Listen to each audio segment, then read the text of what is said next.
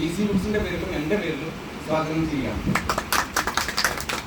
മറ്റൊരു കാര്യം, ഈ നോവലിന്റെ ഉദ്ഘാടനം ഇതൊരു ചർച്ച ഒരു വലിയൊരു പ്രോഗ്രാം ആക്കണമെന്നുള്ള തോന്നൽ തന്നെ എൻ്റെ മനസ്സിലേക്ക് ആദ്യം വന്നത് മറ്റാരുമല്ല PK പാർക്കടവ് സാറാണ്. ഞാൻ പരിചയപ്പെടുത്താതെ തന്നെ PK പാർക്കടവിനെ ഇവിടെ അറിയാൻ പറ്റും.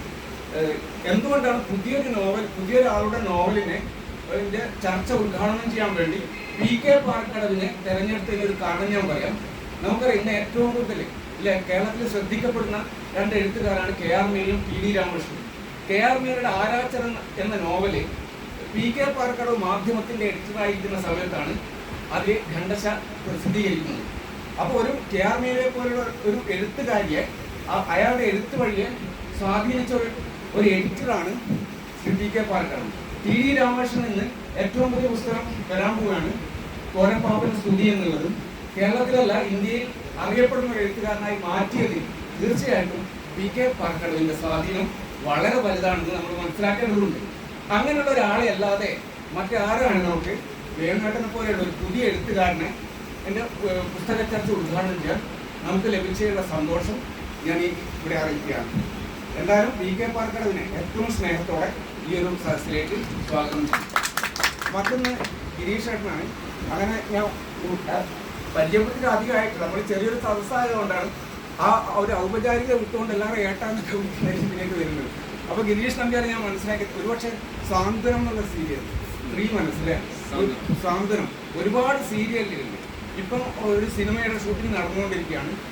പെപ്പറോണി എന്നുള്ള ഒരു നോവൽ, ഇംഗ്ലീഷിലൊരു നോവൽ എഴുതിയിട്ടുണ്ട്.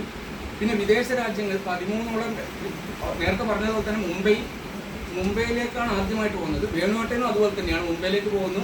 പിന്നീട് ഏകദേശം 13 രാജ്യങ്ങളിൽ സഞ്ചരിച്ച് ജോലി ചെയ്ത് ആണ് അവസാനം നാട് വിളിക്കുകയാണ്. നാട് വിളിച്ചുകൊണ്ടിരിക്കുകയാണ്. എൻ്റെ മോഹം, എൻ്റെ സ്വപ്നം പണത്തിന് വേണ്ടി മാത്രം പറ്റിയല്ല, എൻ്റെ ഉള്ളിലുള്ളൊരു തീ കണ്ടെത്തി ഗിരീഷേട്ടൻ നാട്ടിലേക്ക് വരികയാണ് അഭിനയ മോഹമായിട്ട്. അങ്ങനെയാണ് നാട്ടിൽ വെച്ചാണ് ഇപ്പോൾ അത് ഇറങ്ങിയിട്ട് അധികമായിട്ടുണ്ടാവില്ല. പെപ്പറോണി ഇപ്പം നോവലിലേക്കും സാഹിത്യ രംഗത്തേക്കൊക്കെ ശ്രദ്ധ കേന്ദ്രീകരിച്ചുകൊണ്ടാണ്. അങ്ങനെയുള്ള ഒരാളെ നമുക്കിവിടെ മുഖ്യാതിഥിയായി കിട്ടിയുള്ള സന്തോഷം കൂടി പങ്കുവെക്കുന്നു. ഗിരീഷേട്ടനെ ഏറ്റവും സ്നേഹത്തോടെ സ്വാഗതം ചെയ്യും.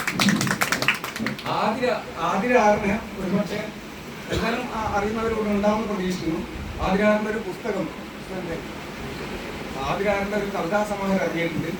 മാതൃഭൂമി നടത്തിയ വിഷുപ്പതിപ്പിൽ ഏറ്റവും നല്ല കവിതയായി സെലക്ട് ചെയ്ത വിഷുപ്പതിപ്പിലൂടെയാണ് ആതിര കവിതാരംഗത്തേക്ക് വരുന്നത്.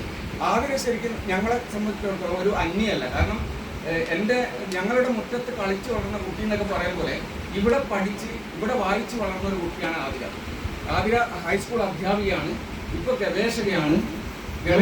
ആതിരയെ ഈ ഒരു പ്രോഗ്രാമിലേക്ക് സെലക്ട് ചെയ്യാനുള്ള ഒരു കാരണം, ആതിര ഗവേഷണം നടത്തുന്നത് ട്രാൻസ്ജെൻഡറാണ്. ഈ നോവലിന്റെ കഥാതന്തു എന്താണോ അതിലാണ് ആതിര ഗവേഷണം നടത്തുന്നത്. അതുകൊണ്ട് തന്നെ ഈ നോവൽ അവതരിപ്പിക്കാൻ ഏറ്റവും യോജിച്ച ഒരാൾ ഞാൻ കണ്ടെത്തിയത് ആതിര തന്നെയാണെന്ന് മനസ്സിലാക്കുന്നുണ്ട്. ഏറ്റവും സ്നേഹത്തോടെ ആതിരയെയും സ്വാഗതം ചെയ്യുന്നു.